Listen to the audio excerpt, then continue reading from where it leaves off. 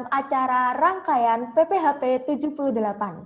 Saat ini, kita akan memasuki sesi inspirasi alumni bersama alumni Padmanaba yang sangat sukses dalam bidangnya.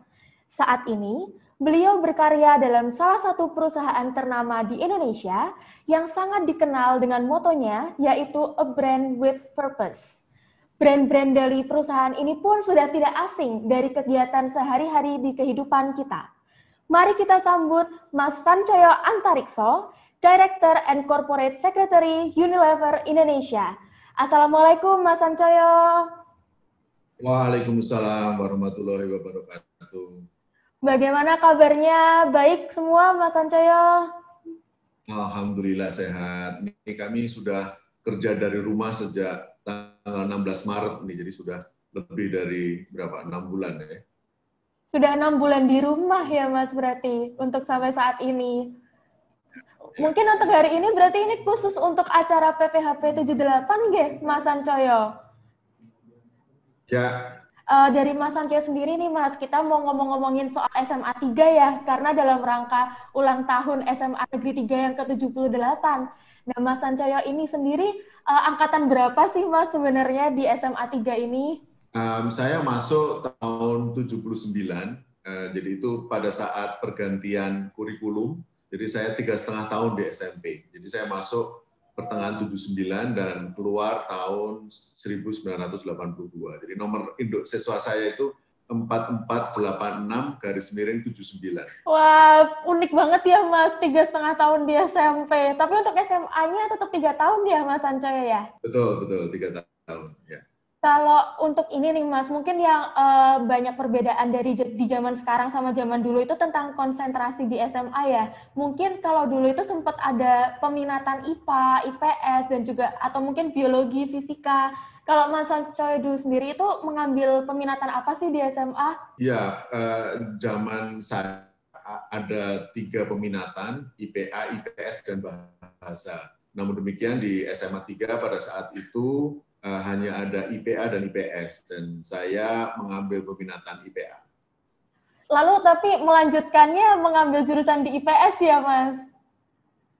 Betul, saya melanjutkan sekolah di Fakultas Ekonomi dan Bisnis Universitas Gadjah Mada, jurusan akuntansi. Mungkin ada pengalaman-pengalaman di SMA gitu Mas Sancoyo yang membuat istilahnya pindah haluan ya dari IPA terus memilih akuntansi, atau di SMA mungkin banyak kegiatan yang jadi minatnya lebih ke bidang ekonomi gitu Mas Sancoyo? Sebetulnya sih yang saya banyak belajar dari bersekolah di SMA 3 adalah bagaimana SMA 3 itu bisa balancing antara studi akademik dan juga kegiatan ekstrakurikuler. Saya banyak sekali belajar tentang berorganisasi di SMA 3 Padmanaba Yogyakarta ini, dan itu membuat saya lebih mudah gitu ya di dalam menjalankan jenjang-jenjang sekolah dan karir saya berikutnya. Nah, kenapa kok saya memilih ekonomi? Ya, karena pada waktu itu memang Indonesia kan memang didrive oleh tim ekonomi gitu ya. Mungkin masih dengar mafia Berkeley pada waktu itu. Jadi saya tertarik untuk belajar ekonomi dan khususnya akuntansi. Begitu ya Mas. Mungkin ada interaksi-interaksi dengan alumni gitu nggak ya Mas, kalau misalnya SMA dari banyak banget kegiatan kan ya Mas, organisasi yang diikutin, mungkin yang menginspirasi gitu untuk menempuh jenjang atau menempuh karir di bidang ekonomi kayak gitu? Ya, pada waktu itu memang salah satu yang sangat terkenal alumnus Padmanaba adalah almarhum Pak Radius Prawiro. Beliau adalah mantan Gubernur Bank Indonesia dan juga selanjutnya Menteri Perdagangan Republik Indonesia. Nah, tentu saja beliau latar belakangnya adalah ekonomi, jadi mungkin itu juga salah satu yang membuat saya akhirnya memilih jurusan Fakultas Ekonomi dan jurusan akuntansi. Beliau juga akuntan juga itu Pak Radius. Oh, berarti akuntansi juga ya Mas ya? Mungkin itu memang sangat menginspirasi ya Mas, apalagi dulu kalau nggak salah Mas Sancoyo itu ketua OSIS ya, ketua OSIS di SMA Negeri 3, pasti banyak banget pengalaman jadi ketua OSIS untuk ketemu orang-orang dan juga manage mahasiswa, manage siswa, dan juga ketemu banyak banget guru dan juga alumni gitu ya Mas? Ya, tadi seperti yang saya sampaikan, memang salah satu hal yang menarik bersekolah di SMA 3 itu kegiatannya banyak. Jadi kegiatan akademis maupun ekstrakurikuler atau non akademis, dan itu menurut saya sangat bermanfaat ya buat kita semua. Jadi saya sarankan untuk adik-adik yang masih sekolah di SMA 3 maupun yang masih kuliah gitu untuk rajin-rajin ikut organisasi gitu. Apapun juga, tidak harus di OSIS, tapi di SMA 3 kan banyak, ada pramuka, ada silat perisai diri, ada baris berbaris, apa itu namanya istilahnya itu? Bayangkara Panamba ya Papat Mas? ya, Bayangkara Padmanaba. Ya. Ya, betul, Bayangkara. Jadi banyak hal yang kita bisa belajar dari berorganisasi. Memang SMA 3 ini tuh memberikan wadah yang sangat banyak ya Mas untuk siswanya itu belajar untuk balancing akademik dan kegiatan siswa, dan juga untuk belajar soft skill di luar hard skill akademik SMA gitu ya. Jadi sayang banget ya Mas memang kalau nggak dimanfaatkan atau istilahnya cuman mengambil fokus di akademik saja atau malah akademiknya lepas dan terlalu fokus di organisasi gitu ya Mas. Ya, ya betul, betul, betul. Jadi ya itu tadi perlu diseimbangkanlah kegiatan antara belajar dan juga berorganisasi. Kalau ini nih Mas, Mas Sancoyo juga sudah menyampaikan ya kalau banyak banget nih pengalaman dan pelajaran yang diperoleh dari akademik maupun kegiatan di SMA. Nah, kira-kira apa sih yang Mas Sancoyo rasakan dan peroleh dari kegiatan di SMA itu yang sekarang sangat bermanfaat untuk karir dan untuk kehidupan Mas Sancoyo saat ini? Mungkin udah lebih dari 30 tahun berkarir ya Mas Sancoyo ya? Ya, betul, betul, betul. Ya, jadi yang jelas sih ya belajar ilmu pengetahuan lah sudah pastilah ya. Belajar terutama sih kalau buat saya ya, belajar matematika sama bahasa Inggris itu menurut saya sih. Oh ya Mas, ya, ekonomi banyak matematikanya. Betul.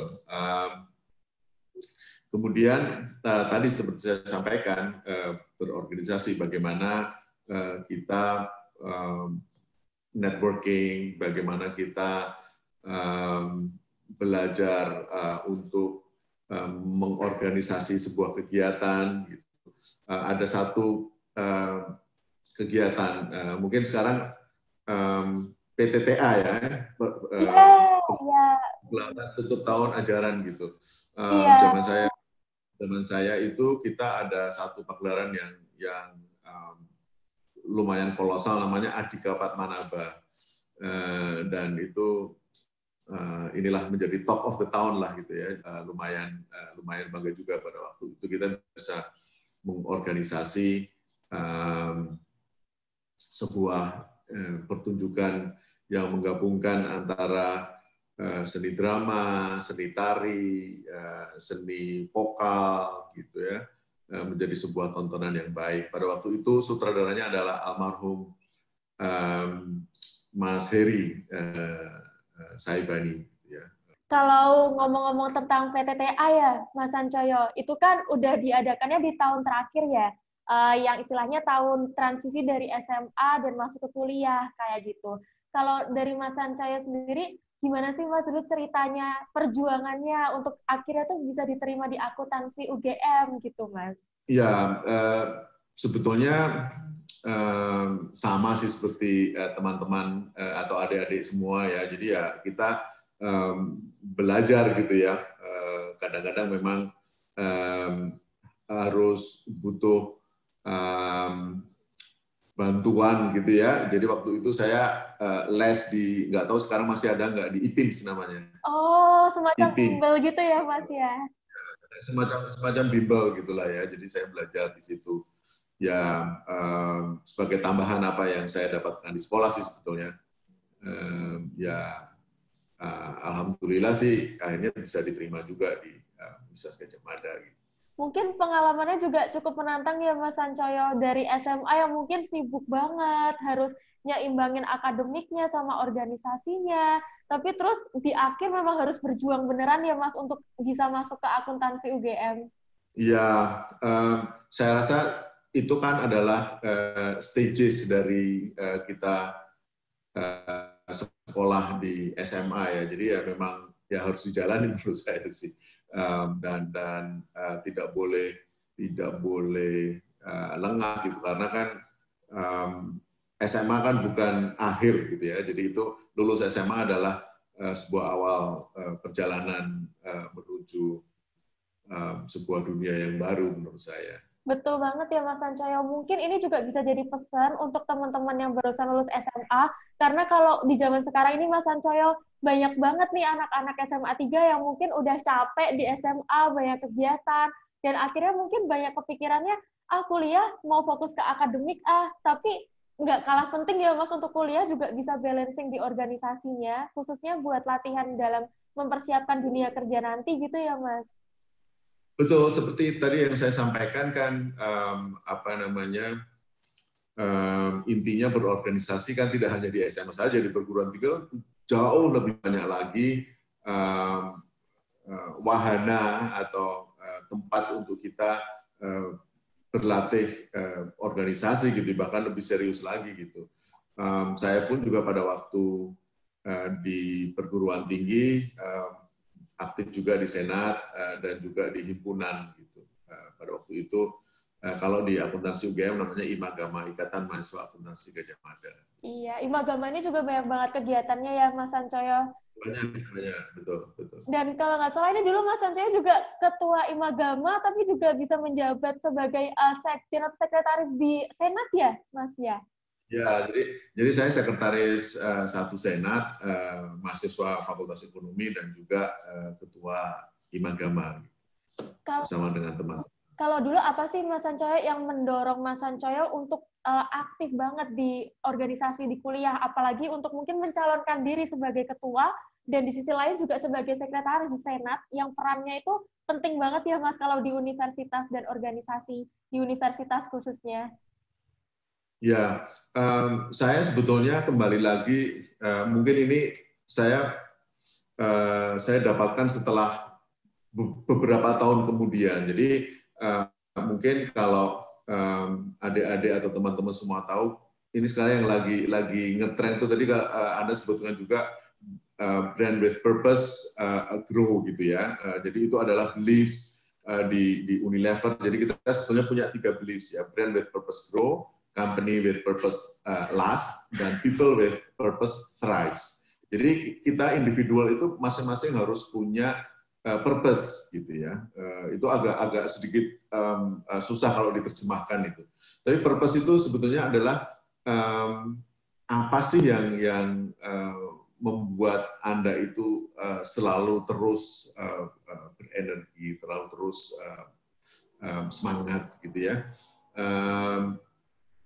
Nah, akhirnya saya itu sebetulnya menemukan purpose saya itu sebetulnya adalah spread the wealth for a better society. Atau mungkin kalau paling gampang orang Jawa bilang yang Gudani itu Marping Lian. Jadi saya itu sejak kecil sebetulnya sudah obsesif gitu untuk bekerja buat banyak orang. Gitu. Salah satunya yang melalui organisasi ini. Dan benar ya Mas, emang kalau ngomongin soal purpose itu penting banget, nggak cuma untuk di dunia kerja, tapi memang harus disiapkan sejak dini ya Mas, karena memang purpose ini pada akhirnya bisa mengarahkan ke goals kita juga, dan mungkin ke planning karir atau planning ranah profesional lainnya ya Mas ya. Betul. Jadi ada yang bilang bahwa ada 2 hal penting di dalam hidup kita itu. Pertama, saat kita dilahirkan, dan kedua, pada saat kita menemukan purpose kita. Jadi itu dua saat yang paling penting di dalam kehidupan manusia. Katanya itu ya, bos saya bilang kayak seperti itu. Ini saya share kepada teman-teman. Tapi itu kayaknya juga benar banget sih Mas, kalau misalnya udah tergerak dari purpose itu kita juga menjalaninya dari hati ya Mas. Jadi bisa tulus dan kita juga senang gitu menjalaninya. Jadi kalau saya pesan sama teman-teman selalu pertama itu luruskan niat gitu niat atau purpose gitu. Semuanya itu harus based on purpose.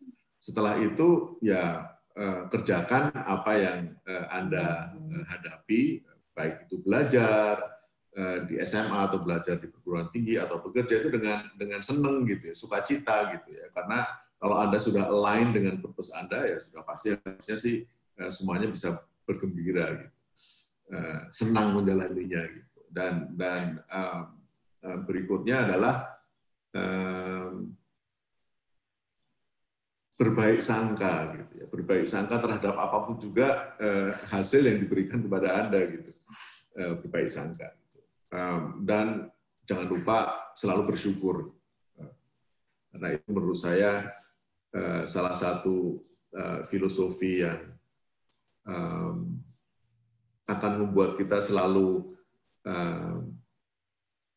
pada posisi yang baik gitu ya. Jadi kombinasi itu antara berbaik sangka dan bersyukur. Betul banget. Itu Mbak. Ya emang kalau misalnya udah tergerak dari hal-hal yang positif, tergerak dari hati dan juga memiliki purpose itu istilahnya kita bisa meluruskan jalan kita karena mulai dari kuliah itu pasti banyak banget ya Mas Sancaya tantangannya atau mungkin kayak godaan untuk menuju hal-hal negatif gitu. Jadi memang kita harus memperkuat purpose kita, memperkuat niat kita dan meningkatkan hal-hal positif di dalam diri kita gitu ya Mas Sancaya ya. Ya, exactly. Kalau ini Mas Sancoyo, ngomong-ngomong tentang kuliah nih, mungkin kuliah itu jauh lebih kompleks ya Mas Sancoyo dari SMA, dari segi kegiatan, dan mungkin kita bakalan menghadapi magang juga, dan akademik kita juga harus balance untuk mempersiapkan kita di hard skill maupun soft skill untuk karir dan untuk bekerja nantinya.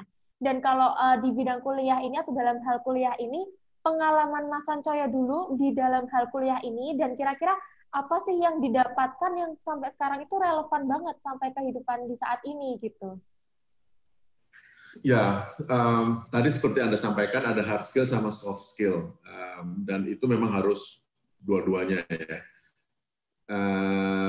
Ada satu hal, pertama adalah manajemen waktu. Jadi itu juga saya belajar banyak dari situ karena sempat pada saat terakhir, jadi setelah kalau zaman dulu ada sarjana muda zaman saya itu, setelah sarjana muda gitu, tingkat doktoral gitu istilahnya, saya membantu dosen gitu ya untuk menjadi asisten dosen gitu.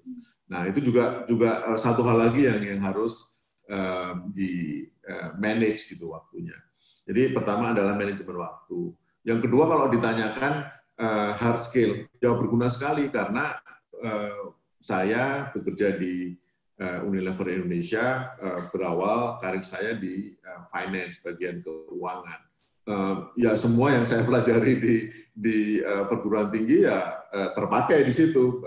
Belajar bagaimana manajemen accounting, financial accounting, audit, sampai akhirnya controllership gitu ya. Saya sempat jadi controller juga untuk Unilever Indonesia. Jadi benar-benar yang dipelajari itu ya diterapkan gitu ya.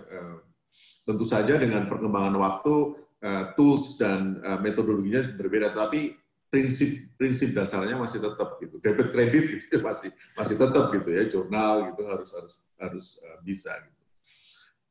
Dan kedua juga soft skill gitu ya, berorganisasi itu sangat bermanfaat pada saat kita bekerja karena kadang-kadang juga tidak selalu permasalahan itu bisa diselesaikan dengan pengetahuan hard skill saja. Kadang-kadang kita juga perlu bernegosiasi, perlu melead. Kalau Anda sebagai leader kan pengalaman berorganisasi sangat membantu juga gitu ya. Bagaimana Anda bisa menyelesaikan sebuah proyek gitu ya bersama-sama dengan teman-teman yang lain gitu. Karena kan nggak mungkin satu proyek dikerjakan Anda sendiri.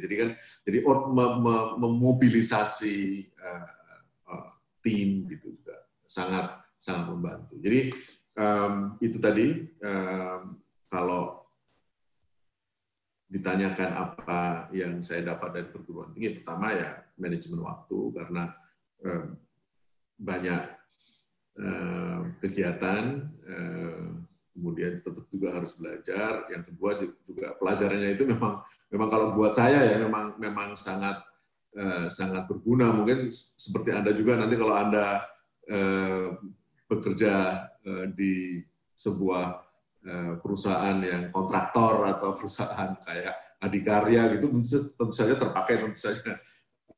Lain halnya kalau Anda tiba-tiba bekerja di bank, tentu saja mungkin terpakai gitu ya. Betul. Jadi itu dan jadi yang ketiga adalah itu tadi soft skills, bagaimana kita berorganisasi, networking dan jejaring. Dan memang betul ya Mas, ketika kita paham hard skill, tetapi kita juga nggak punya soft skill untuk menunjang pengambilan keputusan atau diskusi dan mungkin prakteknya ya Mas, atau realita di lapangannya, keputusan yang kita buat itu juga jadi nggak maksimal gitu ya Mas. Jadi memang hard skill dan soft skill ini memang harus saling mengkomplementari, saling melengkapi, dan juga dilengkapi dengan manajemen waktu gitu ya Mas ya. Lalu ini Mas, di kuliah udah dapat banyak banget pengalaman ya Mas, dari akademik, dari organisasi, mungkin dari berinteraksi atau bekerja dengan dosen juga ya Mas, dan mungkin dari magang kayak gitu. Lalu setelah lulus kuliah nih Mas Sancoyo, apa sih yang menggerakkan Mas Sancoyo atau yang mengarahkan Mas Sancoyo untuk akhirnya berkarir atau berkarya di Unilever Indonesia, Mas? Jadi sebetulnya ya, jadi Unilever Indonesia ini adalah perusahaan saya kedua. Gitu. Jadi saya awalnya bekerja di Bank Ekspor Impor Indonesia, Bank Eksim gitu ya, yang sekarang dilebur bersama-sama dengan Bank Bumidaya, kemudian Bapindo, menjadi Bank Mandiri. Ya. Cuman pada saat itu saya ditempatkan dalam bagus gitu ya, don't get me wrong. Cuman pada waktu itu saya ditempatkan pada sebuah tempat yang mungkin tidak sesuai dengan apa yang saya cita-citakan pada saat masuk Bank Eksim. Gitu. Akhirnya saya memilih Unilever Indonesia ya karena pertama saya udah kenal produk-produknya gitu ya sejak awal. Dan kedua, Unilever Indonesia adalah salah satu perusahaan pertama yang punya program manajemen training yang bagus. Jadi saya putuskan untuk masuk ke Unilever Indonesia dan tidak terasa ya udah lebih dari 30 tahun bekerja di Unilever. Udah panjang banget ya Mas karirnya di Unilever. Dan kalau saya tuh juga sering ngikutin Instagramnya dari kami Unilever Mas, karena inspiratif banget dan benar-benar mengarahkan kita siswa dan mahasiswa di jenjang karir dan pengembangan diri ya Mas. Jadi memang selain produk dari Unilever itu familiar banget dan selalu kita pakai sehari-hari, tapi Unilever juga itu tadi ya Mas, strive dari purpose-nya ya untuk mengembangkan komunitas dan mengembangkan masyarakat juga ya Mas Sancoyo. Betul. Ya, tiga beliefs tadi. Jadi kalau nggak apa-apa nih ya sedikit ngobrol tentang Unilever Indonesia. Mas Sancoyo. Ya, kalau Unilever, purpose dari Unilever itu adalah making a sustainable living a commonplace. Jadi karena kami percaya bahwa pertumbuhan bisnis yang tidak diikuti dengan kontribusi terhadap kehidupan sosial dan juga environmental itu tidak berkah gitu ya, tidak akan sustainable juga. Jadi itu harus jadi satu itu bagaimana sebuah bisnis itu tumbuh dan berkembang, tapi seraya juga meningkatkan dampak sosial di mana dia berada dan juga menurunkan dampak lingkungan yang dia timbulkan. Itu memang mungkin untuk di masa ini juga sangat relevan ya Mas, dan sangat menginspirasi dan memang adaptif gitu dengan perkembangan di saat ini yang memang orang-orang dan masyarakat itu memprioritaskan sustainability atau keberlanjutan dari banyak hal, dan menurut saya juga itu merupakan purpose atau tujuan yang mulia ya Mas, untuk tidak hanya mencari benefit untuk perusahaannya sendiri, tapi juga untuk memajukan masyarakat, lingkungan, dan juga tempat di mana perusahaan itu berkarya, begitu ya Mas Sancoyo ya? Betul, betul. Ya, kalau sekarang mungkin istilahnya adalah ESG, gitu ya, Environmental, Social, and Governance. Dan kami memang sudah melaksanakan elemen-elemen tersebut tanpa sebetulnya memikirkan istilah ESG yang baru tersebut sejak lama, bahkan sejak founding fathers dari Unilever itu mendirikan perusahaan ini di tahun 1800-an gitu, 1880 kalau nggak salah. Nah, jadi menurut saya sih karena itu tadi, karena semuanya berawal dari purpose dan semuanya berawal dari satunya kata dan perbuatan gitu. Jadi tidak, kalau orang Jawa bilang tidak lamis gitu, tidak hanya PR doang gitu, tapi memang benar-benar dilaksanakan karena memang purpose-nya seperti itu. Gitu, Mbak. Betul. Jadi dari 30 tahun di Unilever ini memang dapat banyak banget pengalaman ya Mas Sancoyo, dan mungkin untuk diaplikasikan di diri sendiri dan juga untuk masyarakat dan juga memberi impact bagi orang lain gitu ya Mas Sancoyo. Mungkin dari pengalaman Mas Sancoyo ini dari SMA, kuliah, dan betul, iya. Moga-moga Mas Sancoyo bisa dilanjutkan. Ya, silakan. Mungkin ini ya Mas Sancoyo, dari pengalaman SMA, kuliah, dan juga dalam bekerja, memang banyak banget ya pelajaran dan pengalaman, baik dari hard skill, soft skill, akademik, maupun dari tentang hidup juga ya Mas, bagaimana kita menjalani hidup kayak gitu, dapat banyak banget pelajaran, mulai dari ketua OSIS, dari sekretaris senat, ketua himpunan, hingga sekarang menjadi direktur dan corporate secretary dari Unilever ya Mas. Mungkin dari pengalaman Mas Sancoyo yang sangat panjang dan mungkin banyak ups and downs-nya gitu ya Mas Sancoyo. Kira-kira rangkuman dari semua itu, pesan apa sih yang Mas Sancoyo ingin sampaikan, ingin tekankan buat teman-teman SMA dan khususnya dan secara umumnya untuk masyarakat kayak gitu Mas Sancoyo? Ya. Tadi sudah saya sampaikan 4 tadi ya, dari luruskan niat, kemudian belajar dan bekerja dengan cinta, dengan passion, kemudian berbaik sangka gitu ya, positive attitude, dan akhirnya selalu bersyukur. Mungkin satu hal lagi juga, Anda boleh punya role model, tapi tetap harus jadi diri Anda sendiri. Betul. Anda harus tahu ya, kalau Sun Tzu kan bilang kan, Anda harus tahu diri Anda sendiri. Jadi Anda harus tahu kelemahan, harus tahu kekuatan Anda di mana. Cuman kalau salah satu yang ingin saya sampaikan juga adalah play on your strength, gitu ya. Jadi jangan hanya Anda sibuk membenahi yang Anda pikir adalah sebagai kekurangan, tapi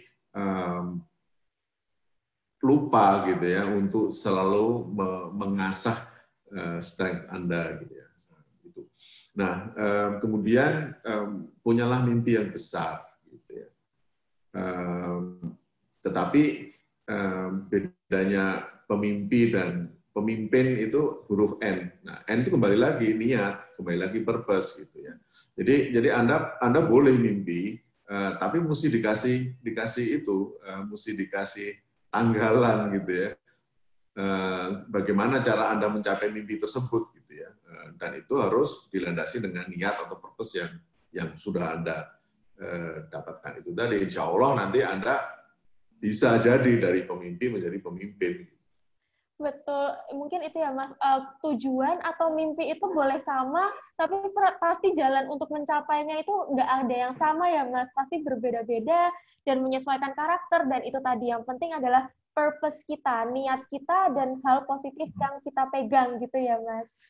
Dan mungkin terakhir ini Mas Sancoyo, dalam rangka ulang tahun Padmanaba yang ke-78, Mas Sancoyo, mungkin ada ucapan selamat ulang tahun atau harapan untuk SMA Negeri 3 Jakarta ke depannya, Mas Sancoyo? Ya, saya sangat senang, bangga begitu pernah belajar di SMA 3 dan lulus dari SMA 3, karena SMA 3 adalah sebuah SMA dengan sejarah yang panjang dan telah menelurkan lulusan-lulusan yang luar biasa, untuk Indonesia. Harapan saya sih mudah-mudahan SMA 3 selalu menjadi SMA yang terbaik, sehingga tetap terus menelurkan putra-putra terbaik Indonesia. Itu saja, Mbak.